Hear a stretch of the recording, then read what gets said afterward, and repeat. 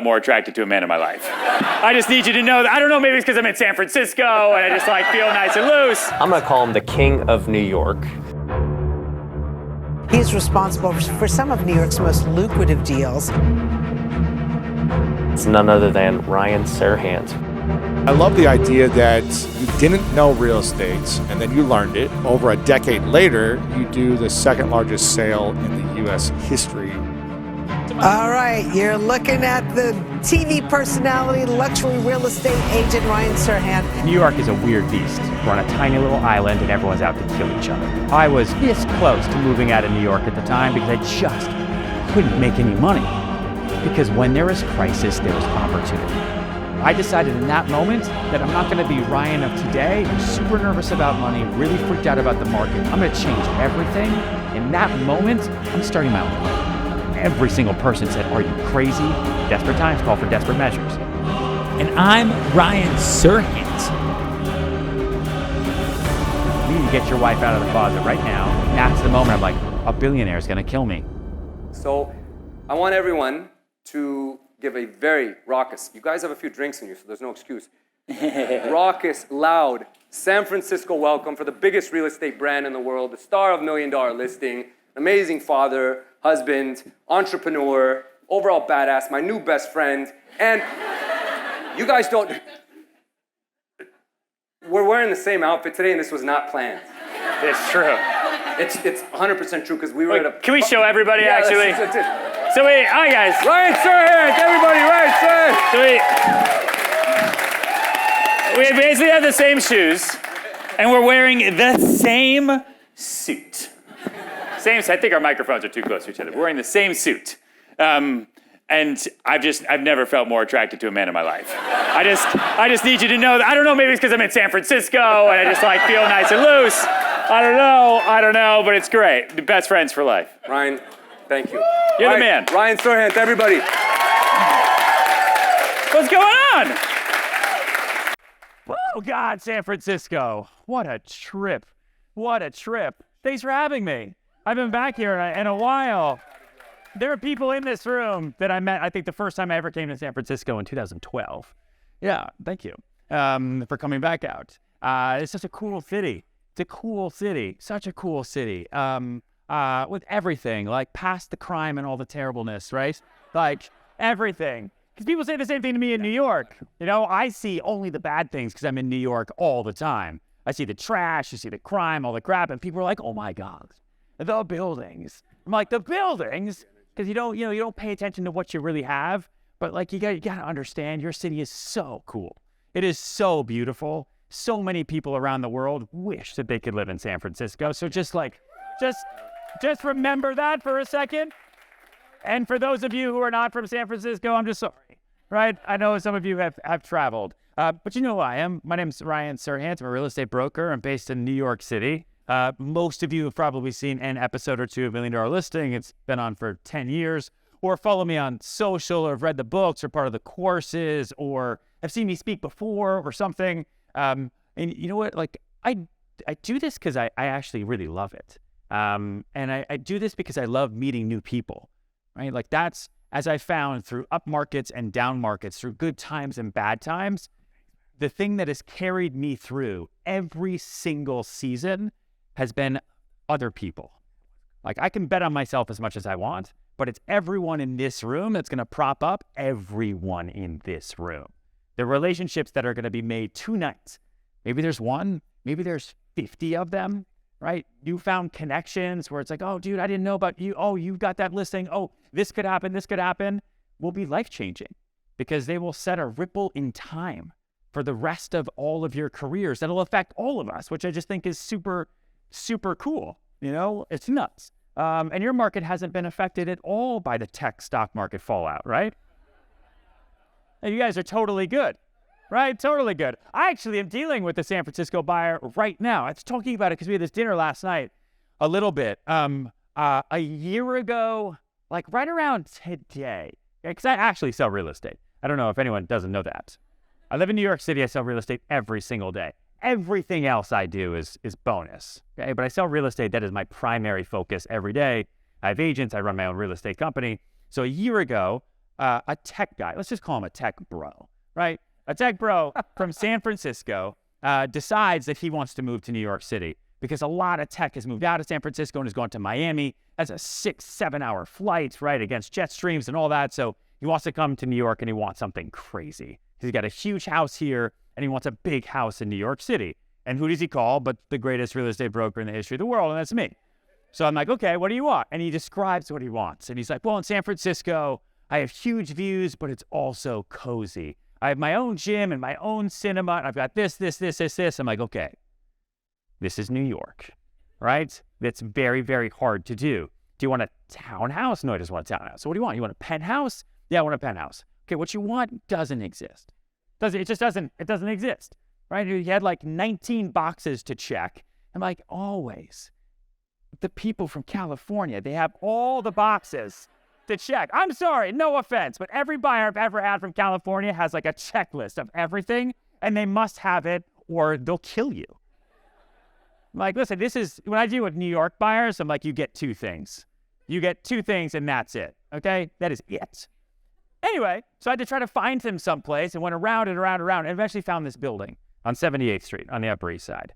Okay, brand new building. Robert A. Stern's the architect. Beautiful, beautiful building. Like, they don't have what he wants, but there's a top floor penthouse that hasn't sold, and then there's one right below it that hasn't sold either. But he needs more space than that. So then they have studio apartments that are on the 2nd floor. I'm like, wait, okay, I'm not going to lose this buyer. I'm going to figure it out. And we're going to create the market for this guy. So I went to the developer, and I'm like, would you custom combine? Developers hate doing that because they don't want to be custom home builders. They don't want to deal with all the bullshit. It's such a headache. It's such a nightmare. What if the guy pulls out? Well, you're going to have a big deposit, blah, blah, blah, blah, blah, blah, blah, blah. So I convinced my guy, you know what, we should do this. It's going to create an apartment that's about 7,500 square feet. Then you're going to have like a nanny's apartment on the 2nd floor. No one else is going to have it. It's going to be custom built, everything. It's amazing. And he's like, let's go. This is 1 year ago today, right? Let's go. Super rich. Market is like through the roof, right? Especially in San Francisco. Hey, everything was awesome.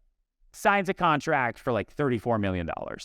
Okay, so it's 34 in contract, great. You know, you do your little victory dance in contract, means nothing. Like, you don't get paid yet, right? Deposit's 20%, okay? So it's almost $7 million, right? In hard deposit. Can't walk away because that's part of the deal, because he's getting them to custom combine this fucking penthouse apartments. And if he walks, right, which he would never do, rich people don't walk, right?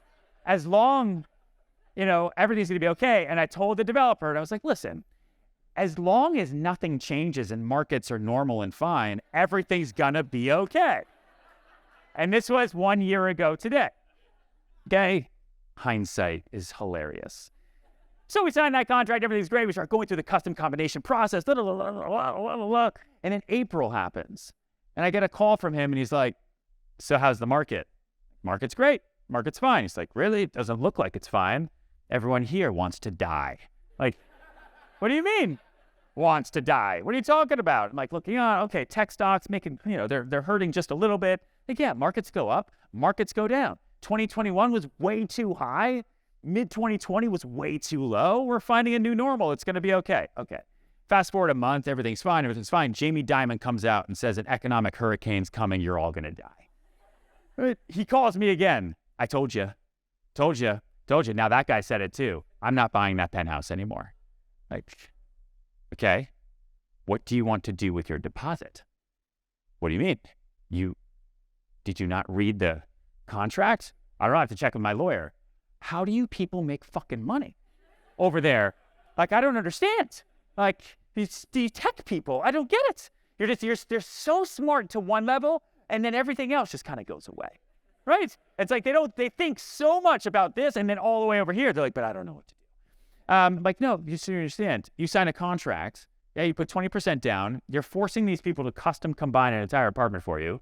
There will be no case, right? You either have to go forward with it, or you're going to relinquish your deposit. Oh, by the way, there's a clause in the contract that says that if you try to walk, they can sue you for specific performance, because they're going to say the custom apartment that you're creating is not great for the market, and so we're going to separate them now. Right? And that's going to cost us, and they're just going to make up a number. Could be $4 million, right? Could be $5 million. Who knows? because they're going to be pissed. They're going to be pissed. And they're going to be pissed at me because I told them this was going to be totally fine. And he was fine. He was like, no, okay, well, I'm not going to do that. It's crazy, crazy. Go through the summer. I'm not doing this deal. We go into August. We got to get out of this in some way, somehow. And things get really, really tense. And I'm like, all right, well, he's going to not close. So that closing's gone. That commission is totally gone. The market is really kind of all over the place now. Things are upside down. Everyone tells me just to stop trying. Like the listing agent, listen, he's going to close or he's not going to close. He's probably not going to close. There's nothing you can do. Buyer got really, really angry. Something else I've noticed about San Francisco purchasers, okay? And he's not the only one. When they're happy, they're the greatest people in the world. But they go from like 0 to 100 real fast. And they get real angry really, really, really quickly. At least in New York, everyone's just mean all the time. Right? So like, I just know. And when they're really, really nice, I'm like, no, something's wrong. Something is totally wrong. You want something from me, and it's probably sexual. So I'm like, okay, so I've got to figure something out. And everyone in my office too is like, what are you doing? I'm making calls. I'm trying to find other buyers. I'm trying to find hard money lenders. I'm getting creative because I'm like, no, we have a deal in contract. I distinctly remember what it was like to never, ever, ever have a deal in contract, ever, let alone at $34 million, right? Where the commission is $1 million. I'm not going to lose it, right? This guy signed a contract just because he was super rich and now he's just rich. That doesn't give him the right to fuck up my day. So we're going to figure this out. Okay? Fast forward into September. I'm trying to find other people. The developer's going crazy. There's lawsuits being threatened back and forth, and he's totally not going to close, right? Not going to close whatsoever. He's totally out. This is it. It's like done deal. And every single person kept telling me to step back. I was getting legal letters from the developer that like, I have nothing to do with this building. I'm a buyer's agent. Ryan, why are you always just so aggressive? Okay. Last week, Tuesday, I find a guy like a ninja. I find a guy, wealthy guy, New York guy, mean guy, come in, told him the deal was amazing. This is a great deal. He's like, well, he overpaid because he bought it last year. I'll take it from him, but I want it for a 20% haircut. Like, then you should go buy something else. He comes back the day later. Well, what are you doing with the deal? Well, I'm going to force him to close. No, you're not. I heard he's not going to close. I want it for a 15% haircut. Well, you should go buy something else. Comes back the next day, 10%, 5%. Tuesday this week, he closed for the same exact price. It's the first contract assignment I've ever done, ever. Never had to do a contract assignment ever before. He slid in, took the same exact deal, same apartment, same studio downstairs, totally saved the day, and closed when every single person told me not to. Not to step in, not to even try. It's totally outside my control, right? It's something that I can't handle. I'm not the buyer. I'm not the banker. I'm not the market. I'm not tech stocks. I'm not from San Francisco. I don't know what's going through this guy's head right now. I don't know what he's invested in. Every dot-com bubblegum company that went IPO'd last year and everyone was rich until they were like, wait a minute, the company makes bubblegum that's not real. And there's no revenue. And it's valued at $77 billion. I wonder what could go wrong. It's crazy. The world is just nuts, right? But it closed. Okay? It closed. Okay? Yeah. But everyone told me not to worry about it. Everyone told me do not focus on it because you can't focus on the things you can't control, right? Which is true. I think that's a great actual piece of advice because I think a lot of us focus too much on the things we can't control, right? We focus so much on interest rates. I don't control interest rates. Are you the Fed? I'm not the Fed, right? Try to explain what it means to connect the Fed benchmark rate to actual mortgage rates, and that's why we're here with these guys, right? So they can do that explaining. Right? We're not the markets. We're not the macro markets. We're not Russia. We're not Ukraine. Right? We are in the real estate business, most of us in this room, I think, anyway. And we work for the deal every single day. That is it. And our focus and our worry needs to be on what we can control only. That is it. So you can wake up every single day and be tired and go into the bathroom and get ready to brush your teeth, and you can focus on what's going on outside the window that you can't control. All the cars, the noise, the clouds, the rain, the thunderstorms, or you can grab your face, and put your gaze back into the mirror and focus on what you actually can control, which is yourself, and the actual work that you're going to be putting into the business that you're starting right now. Because I think, more than anything, I think we've entered a brand new market, and it's a new canvas for all of us. This is new opportunity. I don't even care if rates go to 10%. I know some people in this room do, but we're going to figure it out. It's not like we're going to die, okay? Like, we're not going to go to jail, okay? Like, we're going to figure it out. There's other ways to sell real estate. There's other ways to make money, as long as we were okay with putting ourselves in uncomfortable situations. Like, that's a deal that I closed on Tuesday. If I rewind my life a little bit, I got into the business the day Lehman Brothers filed for bankruptcy. Okay, that was day one for me, September 15th, 2008. That was me going from, I graduated college, I got onto a soap opera, totally made it, and then they killed me, so I totally didn't make it. And then I became a hand model so that I could make some money, and that paid way better than the soap opera, by the way. And I know now you're looking, and we can talk about it after.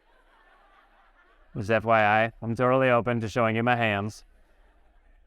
And then I got into real estate to pay the bills, so I didn't have to move home. I didn't want to move home. Moving home, for me, like, that was failure.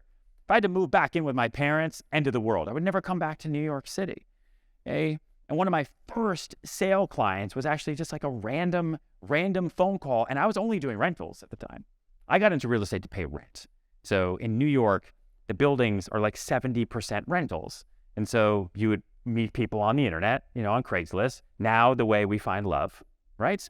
So I'd meet people on the internet. I'd meet them at Starbucks. I'd tell them I'm going to show them one apartment, but then I wouldn't have the keys. And so I'd take them to another apartment, and I would dare them not to take it. When the rental market's hot in New York City, like, there's no inventory and you got to move, and you're making monthly OPs, which are like owner pays. And so if I rented an apartment for $3,000 a month, commission would be $3,000, 1 month's fee, right? If you're lucky, you get 15% of 1 year's rent, but typically it was $3,000, 1 month's fee. I split it with the house, 50-50. If I could do that in a day, that's $1,500, whatever, taxes, didn't even think about that. That's awesome. If I could make $2,000 a month, I was golden. I didn't have to leave New York City. Rent was $1,100. I had $900 left to spend on food, movies, and Lubriderm for my hands, right? Just in case things didn't work out. I actually had, they make gloves? I don't know why I'm telling you this right now. They make Lubriderm gloves that you can wear when you sleep just to keep them nice and moist. Who's saying yes over? She's got the gloves, okay? She's like, I have those. I'm wearing them right now. And then this woman calls, right? Because my signature back in the day, New York now regulates what you can title yourself as a real estate agent. But it used to be, you could be chief economist of Manhattan, executive vice president of the universe, and no one would care. But apparently there's like consumer protection laws now and all the bullshit. And so back in the day one, I was executive vice president of sales for the firm that I worked with. And so I would put up these ads of like apartments in, Taiwan that were beautiful. And then I'd put them up on Central Park West. And then people would say, oh my God, I've never seen something so amazing with views of Japan. How did you find those? I'm like, I've got keys in my right pocket. Let me tell you around. That was the training that I had. And this one woman from China, actually, her name was June. And if any of you have read my books, I talk about it a little bit in there, but I just think it's important to kind of bring this full circle for a second. She wanted to buy an apartment in New York City, right, for a couple $1 million. And my gut instinct when I was on that phone call with this random woman from China was, I don't do sales. I don't know what the sale is. I don't know how to do sales. I've only ever done little rentals. I am going to either hang up the phone because I'm uncomfortable and I don't know what to do, and this is now imposter syndrome for me, or I'm going to pass the phone on to Mike or Dave or Alone or any of the other guys in my office who do sales all the time, and they're way better than me. But something came over me in that day where I said to myself, no, you know what? I do sales. I do multi-million-dollar sales. I have never done one, but I do them now. Because one day in the future, I will do all the sales. So I'm going to start being that guy today. I'm going to start acting like the Ryan that does multi-million-dollar sales in his sleep today. And she's from China. So what the fuck does she know? Right? She doesn't know me. I'm the executive vice president of sales. She just found me on the internet. Okay? It's fine. I'm not a serial killer. It's going to be totally okay. right? And so I talked to her. I'm like, where do you want to be? She's like, well, somewhere near schools, right? My daughter is going to go to Columbia. Like, oh, that's awesome. You're a great mom. Are you buying this for your daughter? Yes, I am. How old's your daughter? Like 17? Oh, no, she's not born yet. Oh. So I took, you got to do the math for a second. Is she baking? Has she been made? I'm pregnant. Oh, she got pregnant, said, my daughter's going to Columbia. I must buy investment apartment for my daughter. Like that's, you think, right? You think you take initiative? That's initiative. Okay, the rest of us, like your wife gets pregnant and you're like, oh, fuck, right? What do I do? The first thing you think of isn't like NYU, right? NYU, she's gonna need a 2-bedroom in 18 years. I gotta go take care of that right now. I'm like, okay, when would you like to come? She's like, I'm coming next week. I'm like, oh my God, okay. I'm like, all right. And I immediately went into my like soap opera days actor mode. Like, okay, because I would take on roles, right? I played a tree once. It's hard to play a tree, right? I also did Romeo and Juliet. I did all the hard things. And you practice, right? You rehearse, and it's the same. Acting, selling, they're the same. You memorize information that you wouldn't ordinarily know, right? And you embody the person that the other person in front of you needs you to be. And June needed me to be the executive vice president of sales because that's who I said I was. And I'm going to be that person. So she wants to find an apartment on the west side.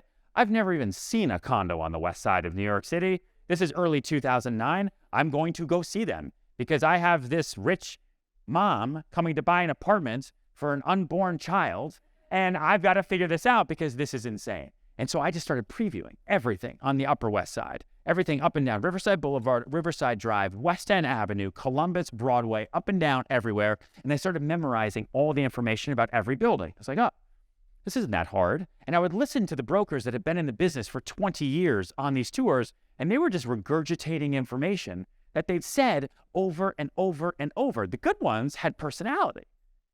The bad ones still knew the information, but they had no personality.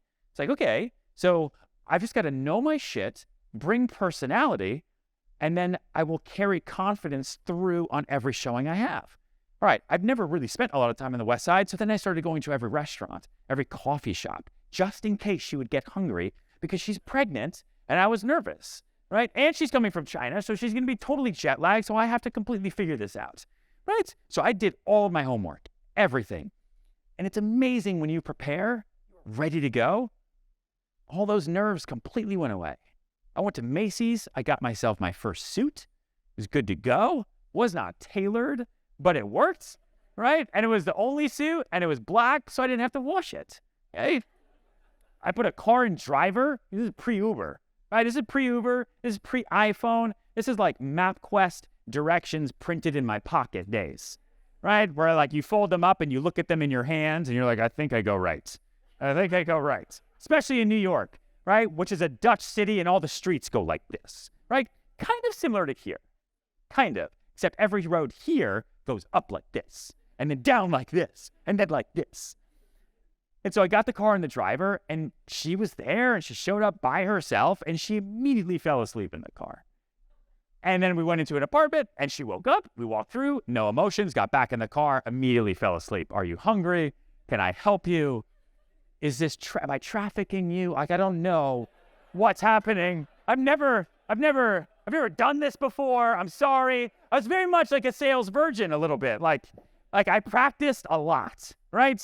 You know, before you have, so you know what I mean? You do a lot of, whatever. You guys are not, you need to drink more.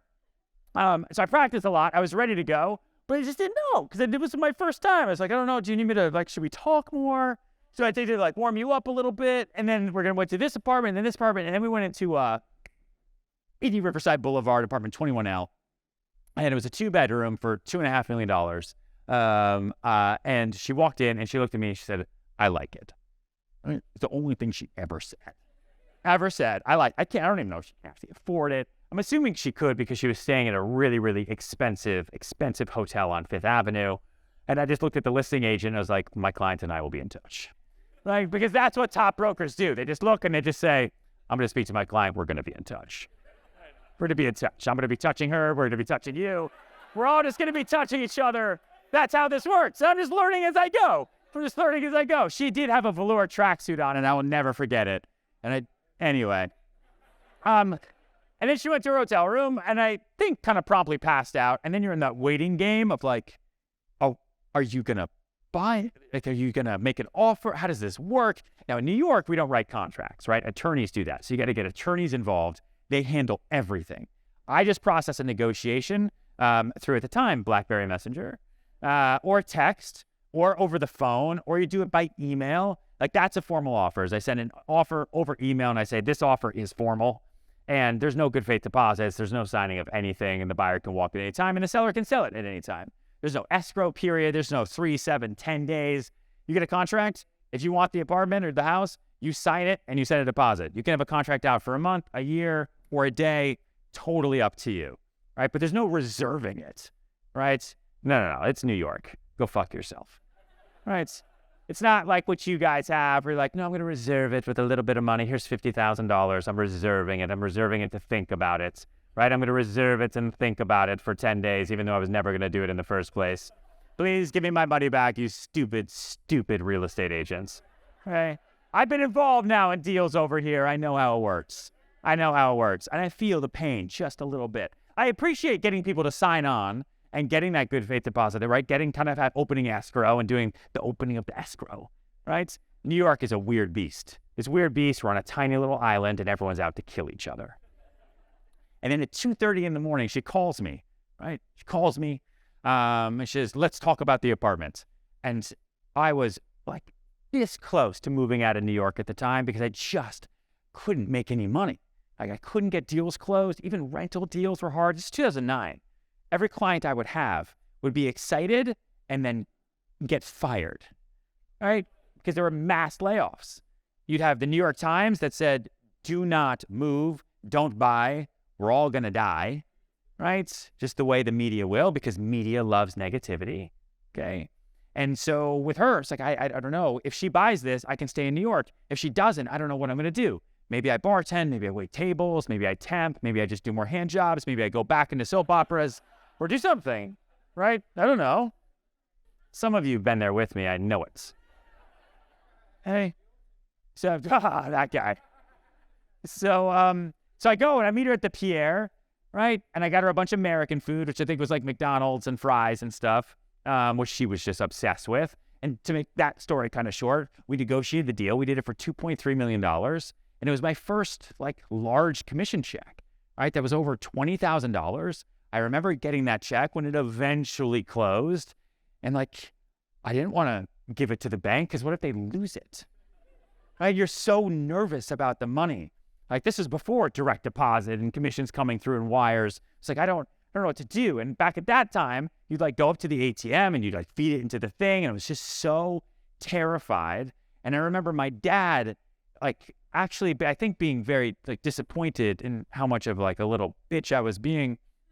It's like, that's one woman that reached out to you over the internet.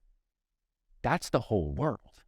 Imagine if you actually tried to go meet all the Junes, because that's one woman that rolled the dice that you met, who you happened to work with, who seemed like they were going to buy a place anyway. They just happened to do it through you.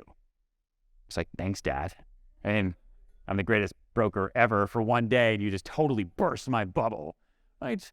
But it really got me thinking at that time, right? This is pre-$1 million listing. It's pre-everything, pre-social media. I was posting on Facebook like once a week, right? That was kind of those days. Like, you know what? I'm going to make a career at this. If I can do a deal like that with someone like that, I can do a deal with anybody, anywhere, at any time, at any price point. One day, I'm going to sell a place for $10 million. One day, I'm going to do a deal for $100 million. I'm going to sell a bit, whatever sells for $100 million, I'm going to do that. I don't know how, I don't know when. It's probably not going to happen tomorrow, but it's going to happen eventually. And I'm going to put that out there because when I picked up the phone from this random pregnant woman in China, I decided in that moment that I'm not going to be Ryan of today, who's super nervous about money, really freaked out about the market. We're in the middle of a great recession and everyone's telling me to quit. I'm going to pick up the phone as Ryan 2 years from now. Because Ryan 2 years from now, that guy It's fucking awesome. That guy is crushing it. That guy has a 2-bedroom, right? And doesn't share a bathroom with 17 people. Okay? That guy is more confident. That guy has more than one suit. That guy hasn't moved home. That guy hasn't called it quits. So I'm just going to start being that guy today. Whether I can afford to be that guy or not, I'm just going to put myself in that guy's shoes. Ryan 2011 is going to be awesome. And if I make sure that I act that way now, I'm going to be that guy, right?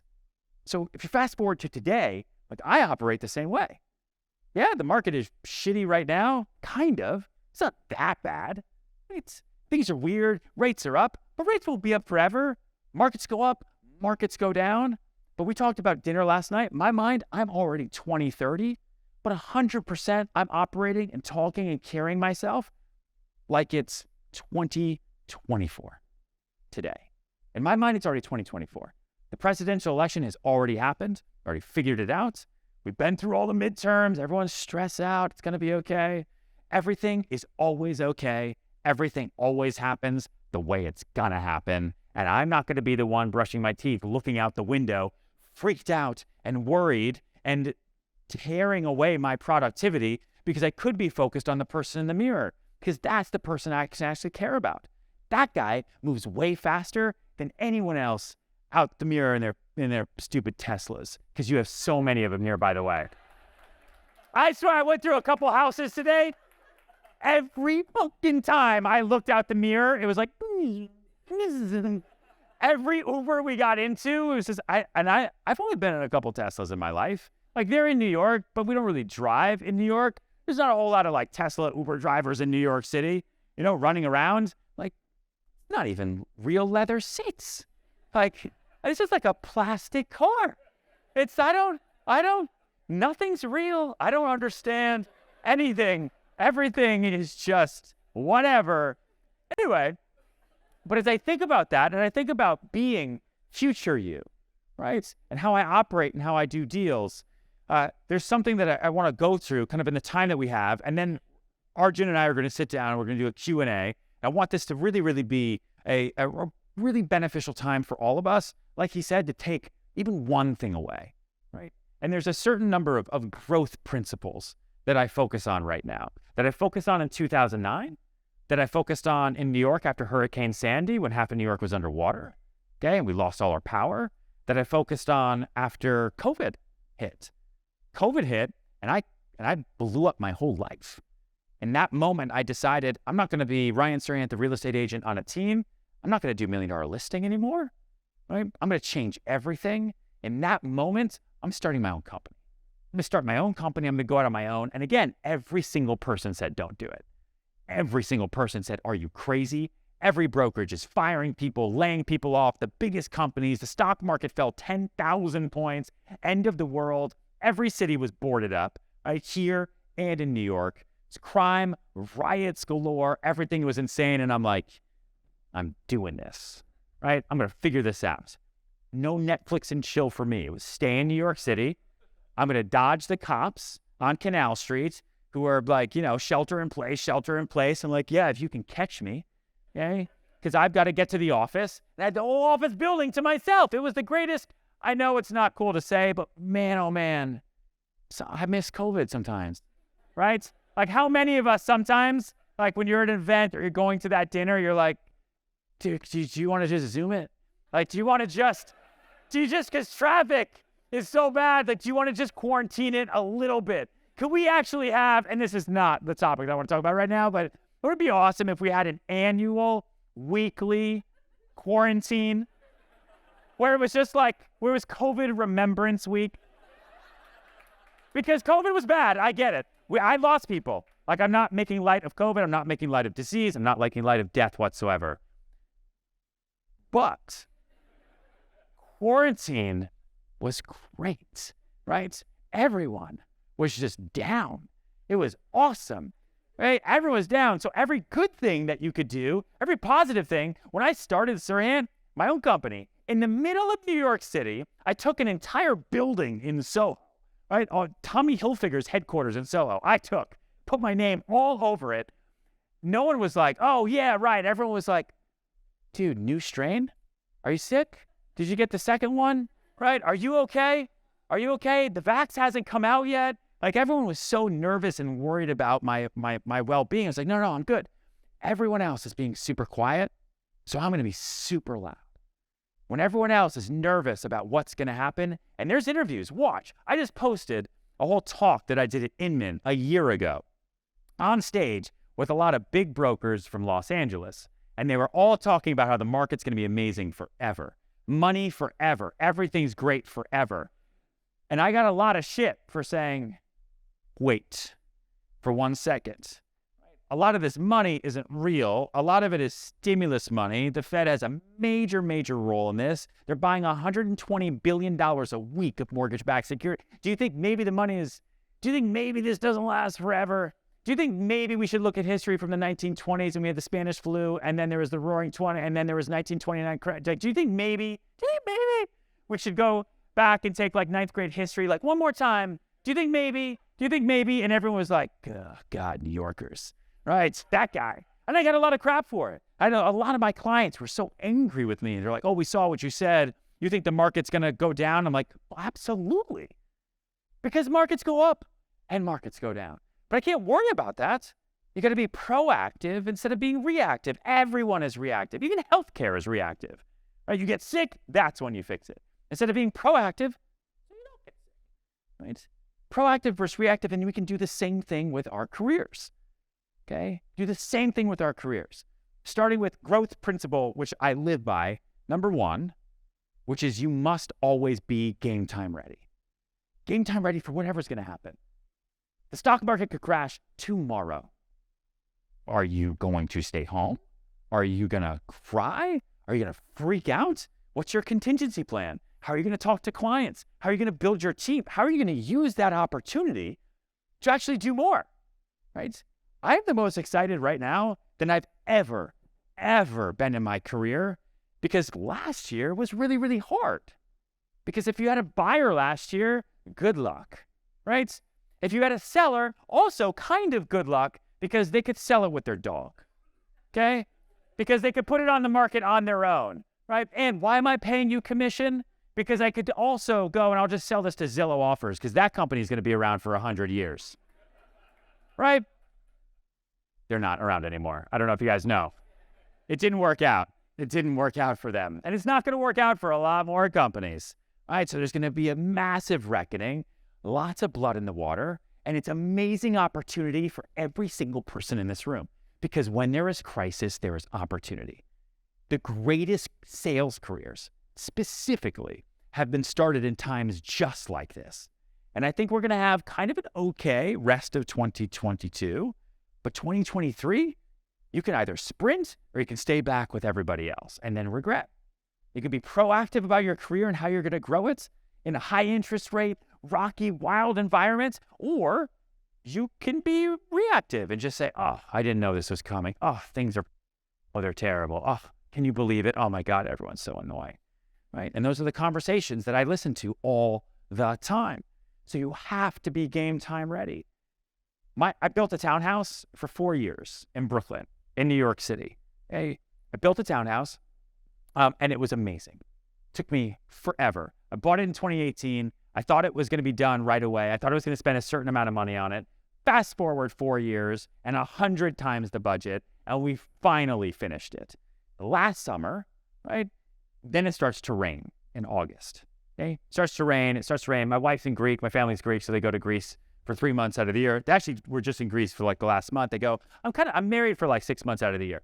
But my wife calls me. She's like, is the house going to be okay? I'm like, from what? She's like, well, there's a hurricane in Florida and it's coming up to New York. I'm like, man, it's fine. This house is brand new. Like, it's just rain. This is a fortress. We just built it. I know everything. So, at like 10:30 p.m., like, oh, let me check. And I turn on the lights and I go into the backyard, and the backyard was a bathtub. I'm like, that's not normal. That's not supposed to be that way. And I go out into the bathtub. The water's like up to here. Like, this is weird. So I did exactly what I should have done in that situation. I And I went inside and I got a broom to broom the water away from my house. So it's like, I just built this house. I have to get the water away from my house. I have drains. I don't know why the water's not going in the drain. I just built this house for 4 years. This is stupid. Rain's stupid. And the rain was coming down real fast. The water went from there to halfway up my shin in 45 minutes. Like, this is just not normal. This is not global warming, right? Hurricanes from Florida. This is bullshit, right? So I'm brooming the water away, but then the water's going around and coming back this way. I actually thought it was kind of funny. Like, I have a video on my phone of me being with a broom, like, haha, hurricanes. And so then I went inside, got all my towels, and totally boarded up everything. With all the towels were gone. Every towel in the entire house. Okay? Every door, everything there. And then I start to see the water come in under the baseboard. And it didn't even come in under the door. It's like, I don't understand. The water outthought me. It started coming under the baseboard. And so I started putting more towels over here. Okay? Because I'm like, I thought I prepared, but I guess I didn't prepare. And then I hear a crash. Like, I don't know what that is. So I go down into my basement, and I finish out this whole gym, and the ceiling's gone.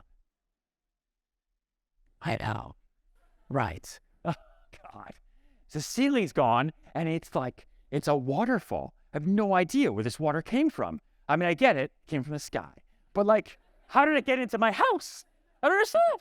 It's insane. Couldn't believe it. So then I did the next thing that you're supposed to do in an emergency like that. I called 911. What would you do? I don't know why you laugh. I called 911. It's like, my house is flooding. They're like, okay. Like, can you help me? I just finished this house. Please, I need your help. It's ruining my floors. What do I do?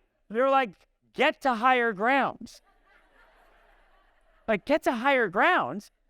Like, my roof? Like, Brooklyn Bridge? Like, where am I supposed to go? It's insane. Lost 2 floors, totally gone. Lower levels of the house flooded.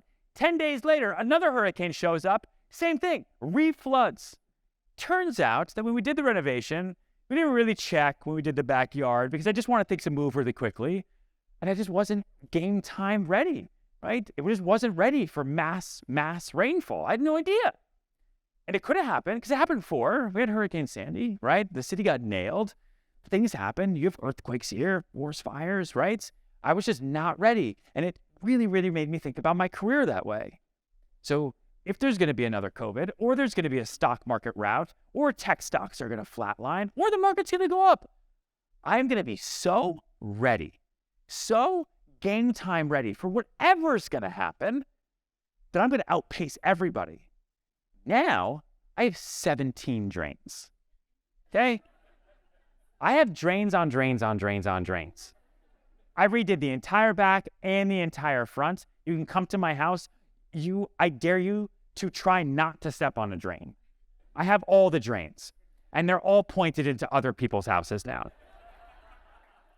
I didn't know where else to put them. It's New York City. We're built on top of each other, just like you guys over here, right? But they won't know. At least I don't think they'll know. And we'll probably never get another hurricane forever because that's just the way we think, right? We don't remember pain. We only remember pleasure. That's how evolution works. Otherwise, we would never do anything. You wouldn't get out of bed. Life's way too hard. So we have to be game time ready.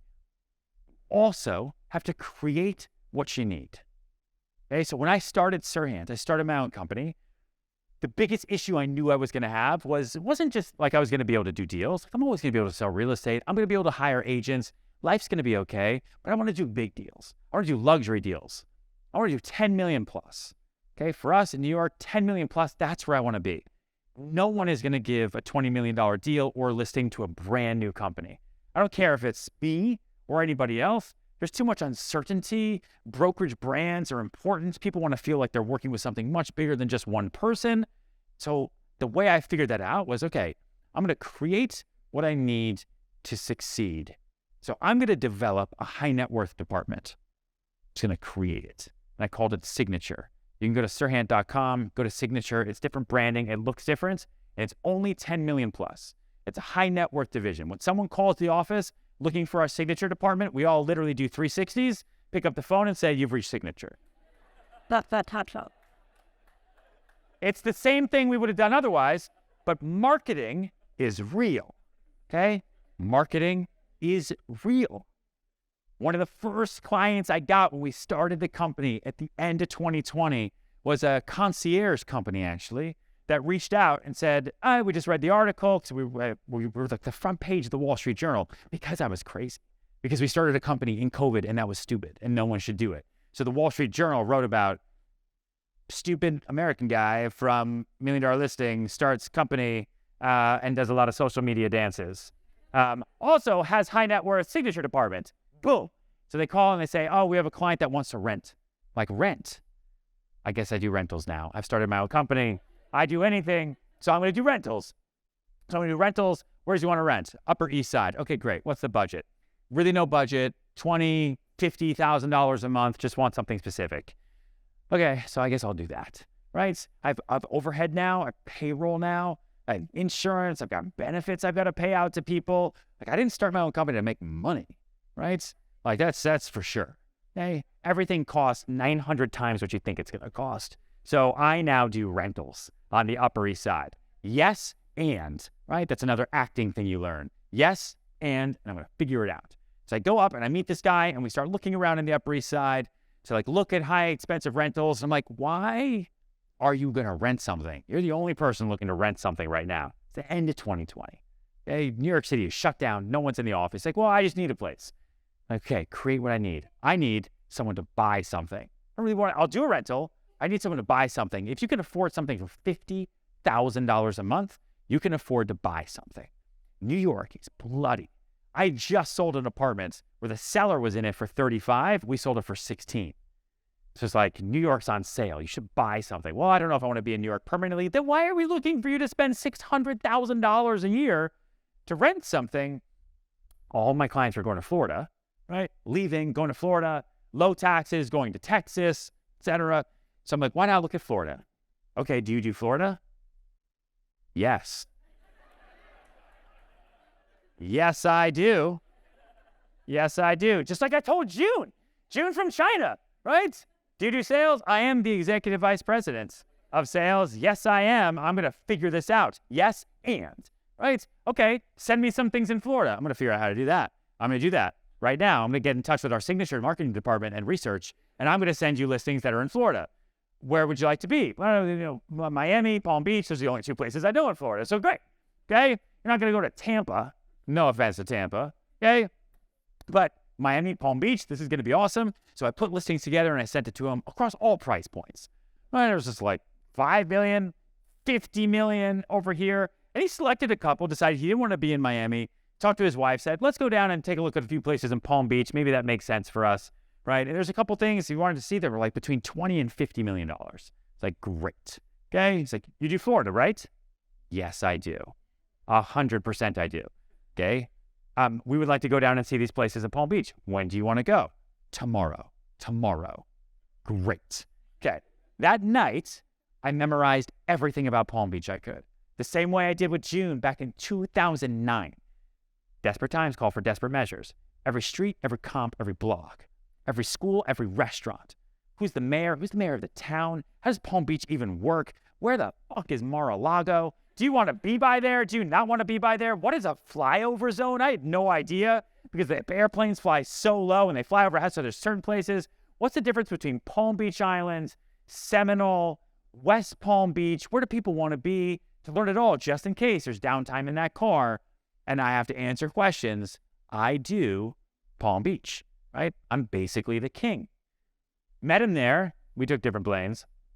Met him there. Okay. First thing I show him, there's this crazy house. Okay. Crazy house, North County Road. It's asking $140 million. Take him there first. Okay. There's something, if you've read Sell Like Serhant or taken any of our courses, I talk about the wow moment. Right? The wow moment's really important because you show something somebody can't afford, and then you're going to bring them back down to reality and they close 10 times faster. So my wow moments, this one, 140. Let's go through, and you're not buying it. You're not buying this. I get it. But we had some time to get between all the other properties. So let's do this. Let's walk through. We walk through. His wife, everyone loves it. It's amazing. I tell him what the price is. He laughs. I'm like, yeah, but the next one we're going to, it's asking 21, and we're going to go see it. It's on the block. Don't worry. We just have a little bit of time. They take him around, take him around, take him around. We go up to the second floor. He looks at me. He's like, why did you bring me here? And I like, it was like, it was kind of like a dad, you know? I was like, I don't know. And he comes up to me and he grabs me by my collar like this and pushes me against the wall. And that's the moment I'm like, a billionaire is going to kill me in Palm Beach. And it's not Trump, right? Someone else. And I was like, he's like, because I want it. Like, what? What did you just say? So what do you do when someone says they want the house? What do you do? Whoa, guys. No. When someone says they want something, you don't give a contract. You don't sign it up. You take it away. What? If I just say, great, let's go do it, then he changes his mind. How do you think I got married? Right? No. Everyone I've ever been with, absolutely not. Oh, you like me? Nah, I'm no longer available. Okay? Everyone wants what they can't have. No, you are not buying this. I brought you here because we had extra time. We need to get your wife out of the closet right now. We're getting in the car. Let's go. Let's leave.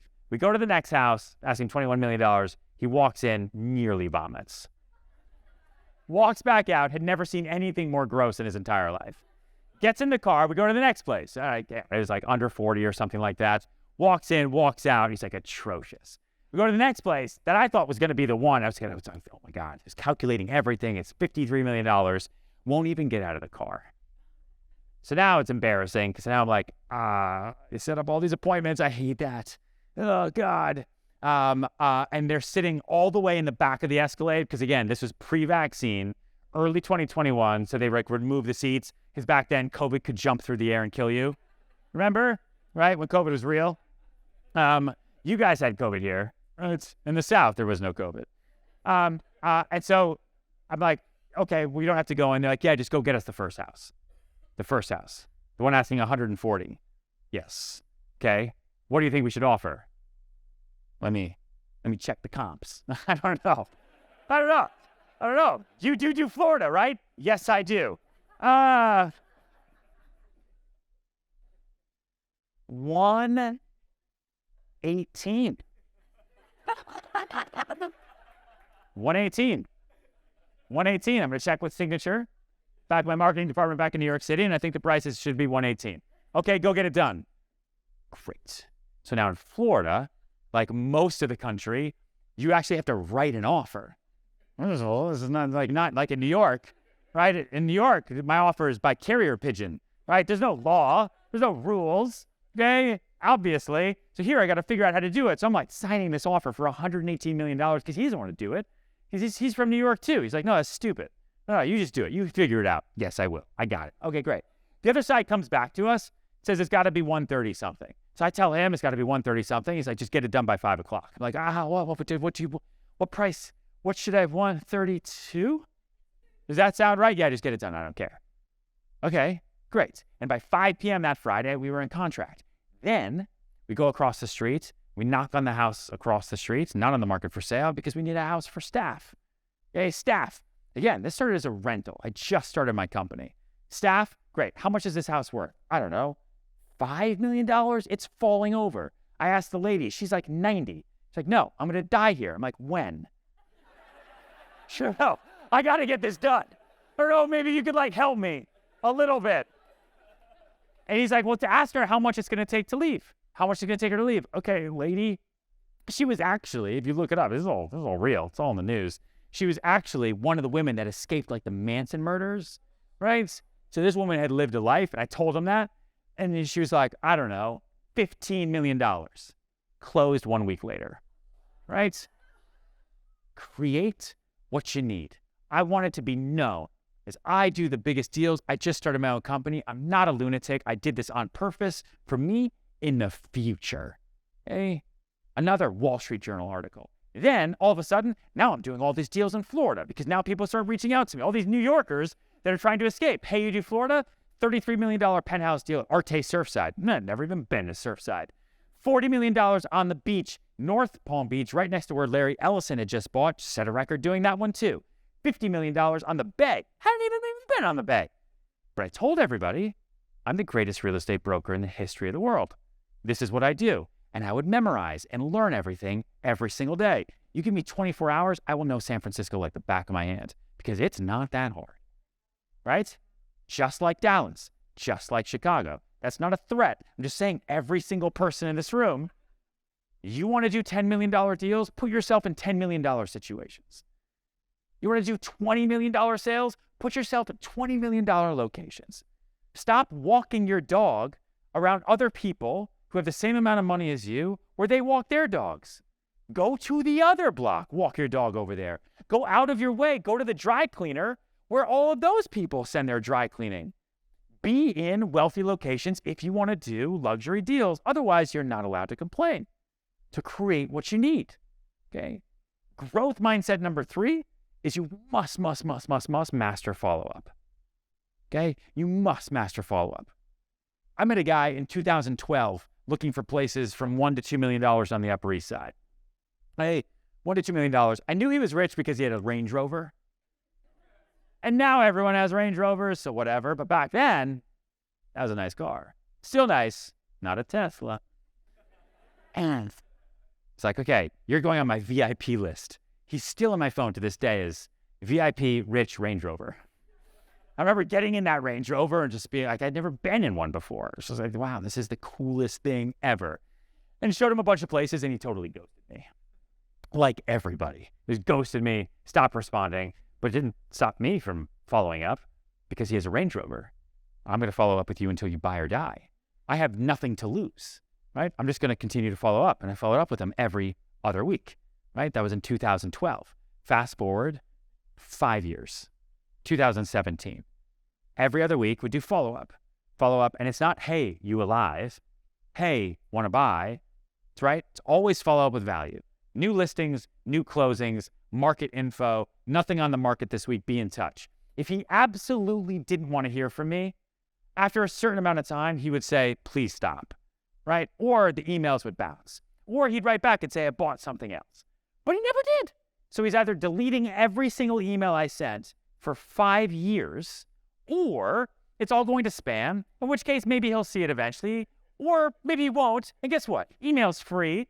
So it's just putting in the work to let the work take care of me. And he finally responds and says, sorry, Ryan, been a little busy. For 5 years, right? 1 week later, I sold him a penthouse on West Broadway for $16 million, okay? After that, sold him a place in the Hamptons so I sold him another place in 2018, then a place in the Hamptons. It was the most expensive deal in the Hamptons at that time in 2019. It was $40 million. That was nuts. And then I've sold him a big place every year ever since. In part, not because he knows every real estate broker, right? He's worth, I don't know, $17 billion now. Watch the Range Rovers, I'm telling you, okay? But because I was so persistent and stayed on top of them, right? And followed up forever. Every single person in this room has lost deals because he stopped following up. It is my number one thing, my number one secret sauce. I will not even hire agents to work at Serhant if you don't follow up with me. If you email me once and I don't get back to you and you stop following up, I mean, shame on you. And thank God I didn't hire you, because imagine if I gave you a lead or a buyer or a seller and you sent an email once or twice or called once or twice. Like, what? I will follow up with everyone until they buy or they die. And when they do die, I will go to the funeral and I will meet every single person in their family and all of their friends, and I will console every one of them with a new condo. Okay? Because I care. I care the most, right? So you must master the art of follow-up, especially now when you actually have time to follow up. Market's shitty, okay? Things aren't selling right away. You can be following up. You can be doing the work. You can go back through, scroll through your inbox.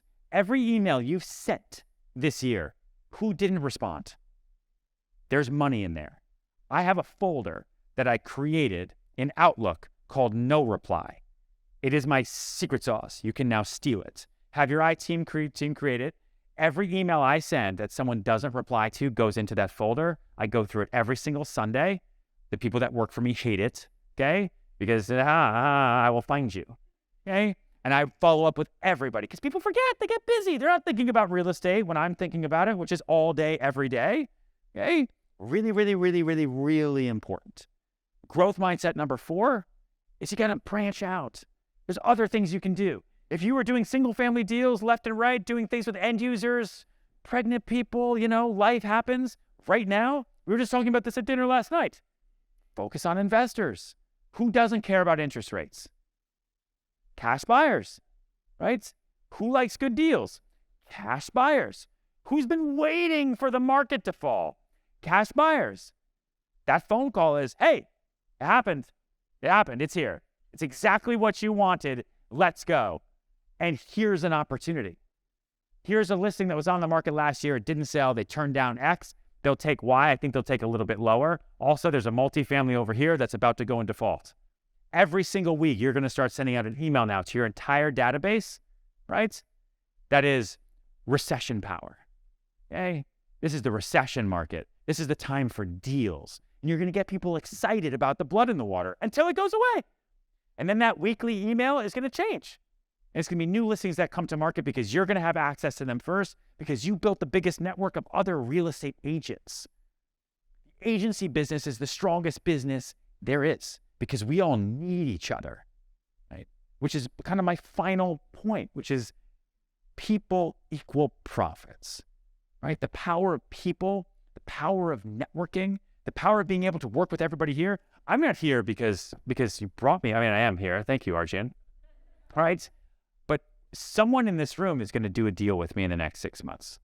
It happens every time, without fail.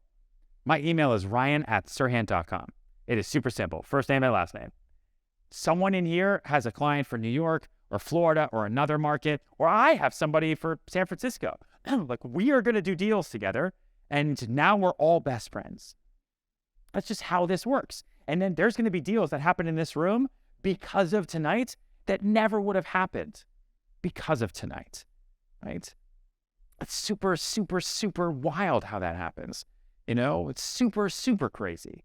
Like we have a mastermind tomorrow night in New York City. We have a dinner, right? And a listing that I got from a developer who watched me start my own company. Actually, June, Chinese buyer, bought at 80 Riverside Boulevard, apartment 21L. Developer of that building was Xtel, one of my first sales ever. Xtel was one of the first people that called me when I started my company, and they said, wow, really? Really? We also want to be the company that gives you your first building. So they gave me Brooklyn Tower, the tallest building in Brooklyn, right? 450 apartments. They said, we're going to take a bet on you. Go show everybody, right? It means a lot to me. And then earlier this summer, they reached back out to me and said, hey, I want you to come and take a look at this building we're building called Central Park Tower. Okay, it's the tallest residential tower on earth, right? We want you to come and see it. And I was all excited to take over the whole tower. I was all prepared with everything. Like, no. We want to take you to the penthouse. I'd never seen it before. 18,000 square feet. And we listed it 2 months ago for $250 million, right? It's the highest residential home on the planet, the highest private ballroom on earth, the highest residential terrace ever. It's insane. You're so high, you're above noise. All you hear is helicopters and airplanes. Nuts. But I wouldn't have that listing had I not invested in the people and in the relationships, right? And most importantly, had I not invested in myself. Like, if you take away one thing from tonight and from tomorrow in the boot camp and with everything that Arjun says, right? It's if you invest in yourself is going to take care of you. It's just how it works. If you take care of the work will take care of you.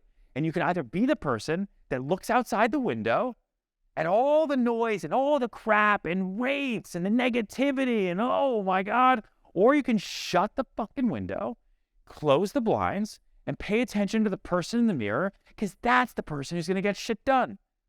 And you're not looking at you today, you're looking at you 2 years from now, because that's who your real boss is. And that's who you work for, because that's who I work for.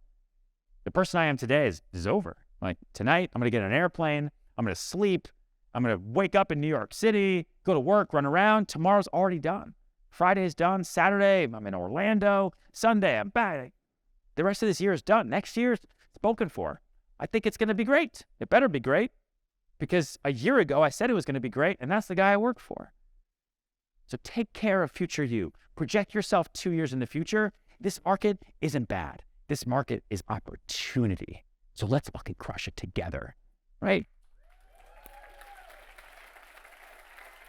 So let's bring this guy back on stage.